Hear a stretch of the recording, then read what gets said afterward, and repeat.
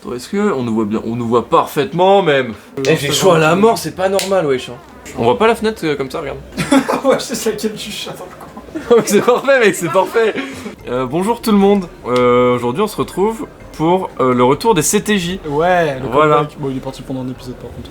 Arrête. Bref. Les CTJ. Donc retour des CTJ pour donc chronique de Thibaut et Jus.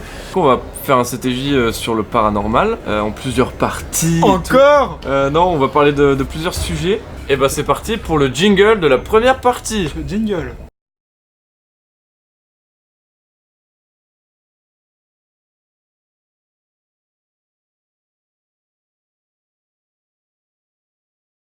Du coup, en première partie, on va parler de la Dame Blanche, ou des Dames Blanches. On va se focaliser sur l'histoire la plus connue de la Dame Blanche. En France. Ouais, en France. L'histoire la plus connue de la Dame Blanche, c'est, on a tous entendu ça quand on était plus jeune ou quoi, c'est l'autostoppeuse blanche qu'on voit au bord de la route. Et si on la prend, elle nous demande de l'emmener dans un cimetière. Et si on la prend pas, on a un accident, enfin voilà. Non, si tu la prends pas, il se passe rien, mais justement, si tu la prends, tu roules. Au bout d'un moment, elle disparaît et genre tu prends un virage et justement ce virage serait. Moi justement j'ai pas entendu ça. Mais tu vois c'est pour ça que c'est intéressant bah, tu vois, parce y a que la Dame Blanche, c'est comme plein de légendes urbaines, on a entendu plein de versions différentes. On s'intéresse à ça parce que c'est toujours intéressant et que ça fait un peu peur. Mais il y en a un peu partout et comme on disait, ça vend. Il y en a beaucoup trop de types, de genres. Rien que sur Wikipédia quand on regarde, en gros déjà c'est en Europe ou en Amérique du Nord déjà. Et soit ça va être une fée, soit une sorcière, soit lavandière de la nuit. Bah en gros c'est principalement des fantômes, des spectres ou justement celle dont on va parler, autostoppeuse fantôme. Mais principalement dans tous les cas c'est... personne qui annonce la mort, en gros c'est plus ou moins ça quoi. Mais déjà d'où c'est parti cette histoire? D'où est l'origine? Voilà. Dans le scénario le plus courant, une jeune femme habillée en blanc fait de l'autostop la nuit et après être montée dans un véhicule disparaît brusquement soit à l'approche d'un passage dangereux en poussant un cri d'alarme, soit en arrivant à une adresse donnée. Ce phénomène est connu un peu partout dans le monde et est généralement considéré comme appartenant aux légendes urbaines. En gros, si tu la prends pas, bah... Ah, c'est comme un autostoppeur, quoi. Si tu le prends pas, ouais. il est là. Roubé, tu vois. Quand on regarde les origines, c'est des mythes de toute façon. La mort de Claude François. Tout le monde connaît la mort de Claude François dans sa salle de bain en voulant changer l'ampoule, mais sa sœur témoigne que Claude lui aurait dit qu'il aurait aperçu plusieurs fois la Dame Blanche lors de son coucher. Il disait que toutes les nuits, une dame entrait dans sa chambre et s'asseyait à côté de son lit. Désespéré, il avait demandé conseil à sa sœur qui lui avait dit de mettre un verre de lait sur sa commode. Le soir venu, il avait essayé cette méthode. Surprise, la Dame Blanche n'était pas venue. Mais ça, je savais pas du tout. Donc nous, on va plus se focaliser du coup sur la Dame Blanche de Caen, du coup. Qui pour moi est la plus connue en France. En France en tout cas, ouais. Non mais enfin je sais que, genre moi même quand j'étais tout petit, genre on en parlait souvent en mode ah bah fais gaffe, la Dame Blanche, nanani, tu vois. Alors que... Moi je l'avais connue avec l'émission de Christophe de Chavannes et Patrice Carmouze, La soirée de l'étrange. Avant d'avoir vu cette émission, bah déjà juste le screamer de la Dame Blanche. Oui voilà, oui. Enfin voilà, la Dame Blanche c'est vraiment un truc ancré dans la pop culture. C'est ça. Enfin pas dans la pop culture mais justement, enfin... On va dire que c'est la numéro uno des légendes urbaines. C'est ça. Mais après, genre, que ce soit un des trucs les plus médiatisés, en tout cas en France... Ça décrédibilise totalement. Ouais, c'est ça, c'est pas crédible du tout, parce que ça part déjà d'une Dame Blanche qui vient à Caen, après il y en a un peu partout en France. Laquelle est la vraie, laquelle est la fausse, bah, pourquoi il y a autant de témoignages, mais il n'y a rien de ouais, c'est ça. concret. Mais comme on en parlait avant, par exemple Bloody Mary, c'est hyper connu, mais pourtant il y a plein d'histoires différentes qui diffèrent selon les lieux ou voilà. Donc du coup, il y a tellement de trucs qui sont déformés que tu sais même plus tirer le vrai du faux, et c'est pour ça que justement le terme de légende urbaine. Mais c'est aussi qui est dommage parce que à la base ça pourrait être un truc qui pourrait faire flipper des générations, mais ces trucs là ça... Mais attends, il y en a une là, il y en a une là, il y en a une là-bas, mais c'est jamais la même histoire, ça n'a aucun sens tu vois, donc ça n'a ni queue ni tête. Il est temps de passer à la deuxième partie. Jingle pour la deuxième partie.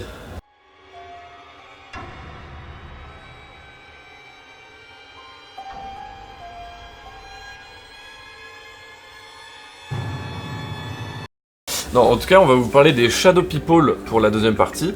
Shadow People, c'est quoi? C'est sur des vidéos ou des photos, on voit forme un peu... Même sans forcément photo vidéo, juste des témoignages aussi. Oui, des témoignages de personnes qui auraient vu des ombres noires flotter ou choses comme ça.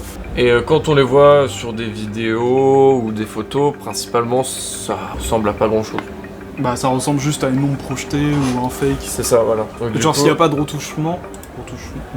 Retouchage, juste retouche. De retouche. Tu peux t'arrêter à retouche. Retouche. Tu couperas le ment. Non.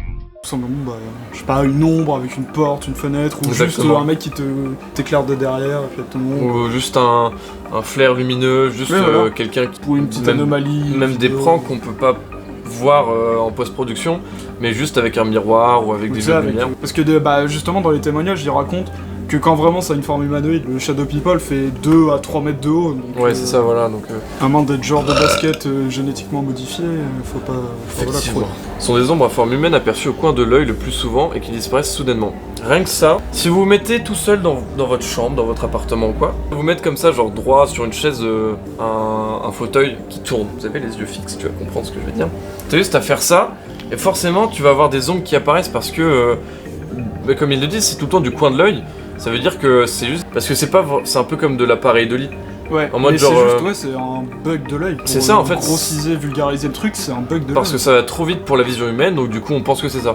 Et d'ailleurs, j'ai une petite anecdote, ça m'est arrivé, bah rien que cette nuit, j'ai eu justement l'impression, parce que bah, c'est juste une impression, en étant dans mon lit, en me tournant, vu que j'étais totalement dans le noir, bah genre, quand je me suis tourné, du coup, donc, du coin de l'œil, genre en gros, t'as mon lit là, et puis t'as une fenêtre là, bah justement, j'ai eu l'impression de voir un Shadow People, mais Ouais, donc bah, voilà. vu que justement, je me suis quand même assez renseigné et tout, Ouais. il suffit qu'il y ait un minimum de sources lumineuses dans un lieu C'est ça. ou quoi, et après tu fais ça, et là t'es en mode, oh, qu'est-ce qui se passe? Et justement, ce qu'ils expliquent, c'est que vu que ça disparaît brusquement, bah tu sais très bien que c'est juste en te tournant, C'est ça. tu le vois, et quand tu regardes, bah il est plus là. Mais c'est ça, et je sais que... Ah, les cheveux coincés dans la casquette. Ah, ça fait mal. Fun fact par rapport à un truc, par rapport à une vidéo de la chaîne. Non, mais par rapport à la vidéo où je visite l'usine abandonnée, faut savoir que j'y suis allé, je suis arrivé sur le lieu, il était 8h30. Du coup, vu que c'était l'hiver, déjà ça caillait mes grands morts, je tremblais et tout. J'étais tout seul, c'était très très sombre. En gros, on peut voir dans la première vidéo, enfin dans la première partie de la vidéo où je suis vraiment au rez-de-chaussée, j'étais en mode bah non, je vais pas y aller maintenant parce qu'il fait trop noir et j'irai plus tard. Plus tard dans la vidéo, j'y retourne. Je sors de l'extérieur, donc hyper lumineux, je rentre là-dedans.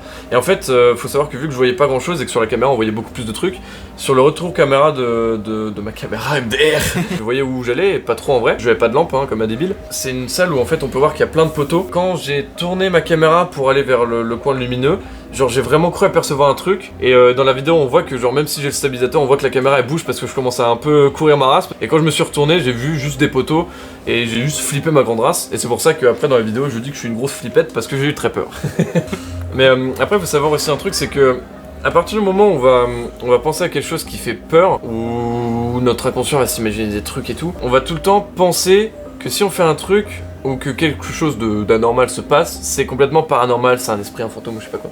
J'en ai déjà parlé que mon père avait beaucoup d'histoires paranormales, trucs comme ça. Quand je suis dans sa maison, c'est une assez vieille maison et tout, et en gros pour expliquer, quand on a un escalier, après un grand couloir qui mène aux chambres, et en fait ma chambre elle est...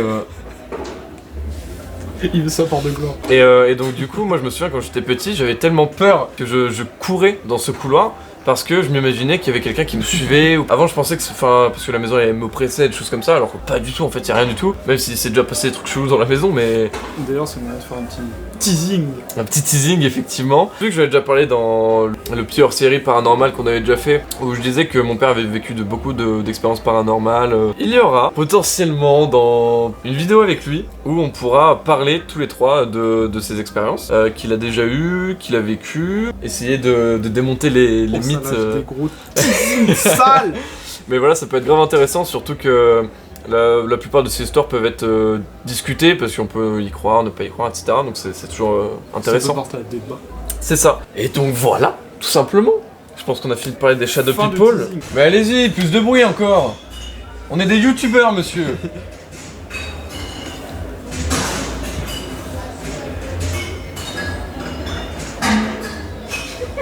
C'est quoi là?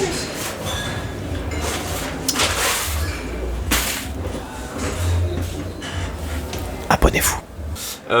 Et bah du coup, c'est le moment de passer à la troisième partie. Jingle de la troisième partie.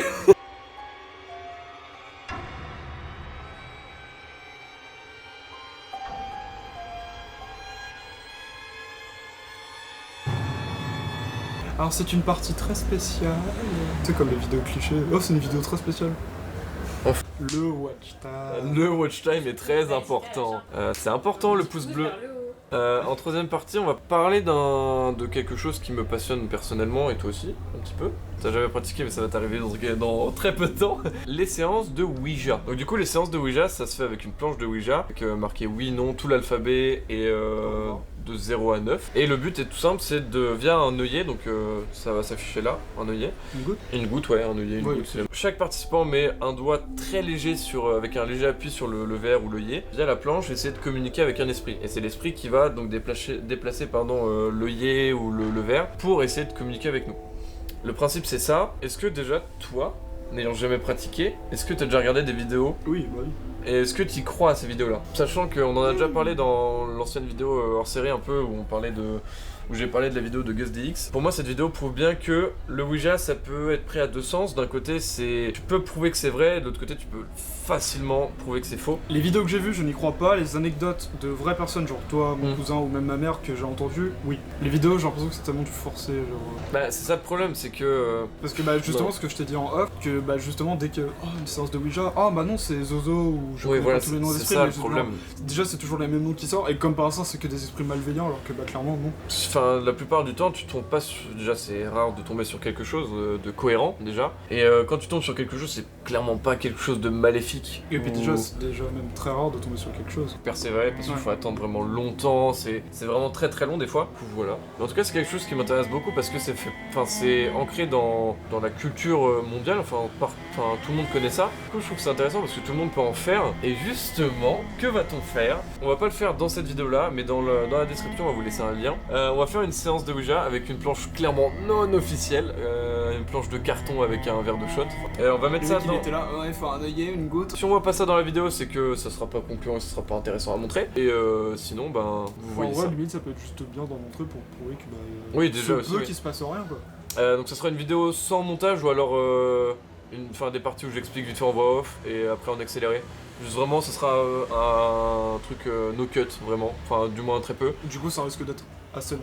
Ça risque d'être assez long. Pas 2 heures non plus, mais ça risque voilà, d'être assez long. Donc préparez-vous. C'est ça, ou alors c'est une vidéo à regarder en x2. Déjà, moi je ferai un accéléré sûrement dans quelques moments. S'il se passe des trucs, on vous mettra dans la description. Ouais, en timecode, bah voilà. Les timecodes des endroits où ça se passe.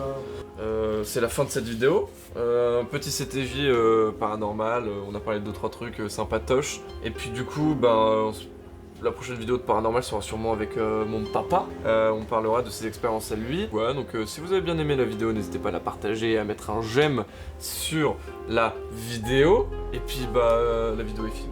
Au revoir. Au revoir.